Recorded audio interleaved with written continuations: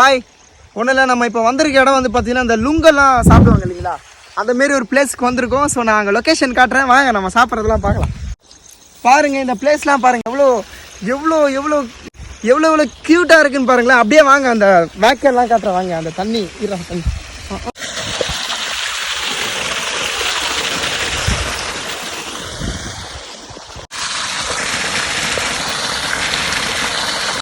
பாருங்க, இந்த பிளேஸ்லாம் பாருங்க எவ்வளோ க்யூட்டாக இருக்குன்னு.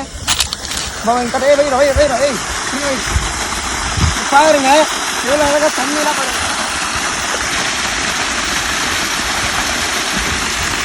தண்ணி